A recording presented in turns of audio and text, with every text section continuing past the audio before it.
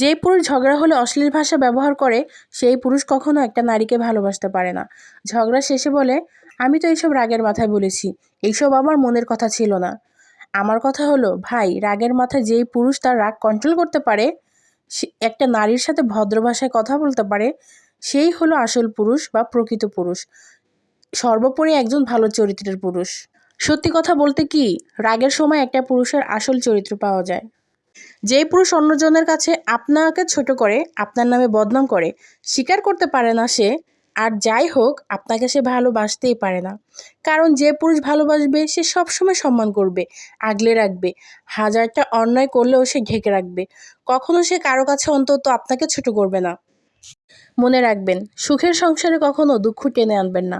যতই সুন্দরী মেয়ে হোক না কেন, নিজের বউ রেখে অন্য মেয়ের দিকে কখনোই নজর দিবেন না। আপনার বউর মতো সেই মেয়ে কখনোই আপনাকে কোনোদিন ভালোবাসবে না। সুখ দুঃখ সেটা তো বুঝবেই না, তারা তো তাদের চাহিদার জন্য আপনাকে ব্যবহার করবে। আর বউ সে তো সুখ দুঃখ সবসময় আপনার সাথে থাকবে। মোট কথা, আপনার যখন অনেক খারাপ সময় আসবে তখনই কিন্তু আপনার এই বউটাই আপনার সাথে থাকবে। আমাদের সমাজে এমন হাজার হাজার পুরুষ মানুষ আছে যাদের ঘরে অনেক সুন্দর লক্ষ্মী একটা বউ থাকে, তারপরও তারা কি করে, বাহিরে অন্য মেয়েদের দিকে চোখ দেয়। এই কাজগুলো তো এক কথায় হারাম কাজ, তাই না? এই কাজগুলো করে কখনোই কেউ কোনোদিন শান্তি পায়নি এই পর্যন্ত, আমার দেখা মতে। নাম্বার 1, এই কাজগুলো তো ইসলাম বিরোধী কাজ। আর তারপরে হলো, এই কাজগুলো করে আজ পর্যন্ত কেউ কখনোই ভালো থাকতে পারেনি। সাথে সাথে 2টা জীবন নষ্ট হয়, আর যদি থাকে সাথে বাচ্চা কাচ্চা, ওদের ভবিষ্যৎটা একদম পুরাই অন্ধকার। তাই বলবো সবাইকে, যারা এরকম ভুল পথে চলেছেন বা ইচ্ছা আছে, তারা কখনোই এইসব ভুল পথে আর যাবেন না।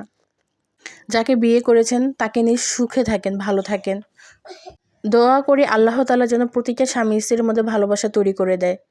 আসসালামু আলাইকুম সবাইকে। সবাই কেমন আছেন? আলহামদুলিল্লাহ, আমি আপনাদের দোয়াতে ভালো আছি। তবে আমার কথা শুনেই তো বুঝতে পারতেছেন যে আমার কণ্ঠের অবস্থা খুবই খারাপ। আসলে আমি বুঝতেই পারতেছি না যে আমার এত ঠান্ডা কেন লাগতেছে। আমি কিন্তু ঠান্ডা জাতীয় খাবার খাওয়া একদমই বন্ধ করে দিয়েছি। তারপরও আমার প্রচুর অনেক বেশি গলা ব্যথা। আর আজকে রাতে তো আমার জ্বরও এসেছিল। এইজন্য আমি সেহরিতে উঠতেও পারি নাই। তাই আজকে না খেয়ে রোজাটা রেখে দিয়েছি। কি করব? আর আমার এই ভিডিওগুলো, আমি কিন্তু ব্লগগুলো আপলোড দিই হলো একদিন আগের ভিডিওগুলো দিই। কারণ ডেলিটা তো আর ডেলি দিতে পারি না, এই জন্য। কারণ একটাই সমস্যা হয়, আমার ভয়েস দিতে সমস্যা হয়।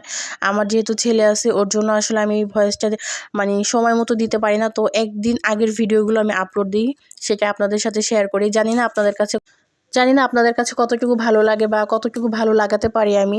তো দোয়া করবেন আমার জন্য, আমার ভিডিওগুলো আমি যেন আরও সুন্দর করে আপনাদের মাঝে উপস্থাপন করতে পারি।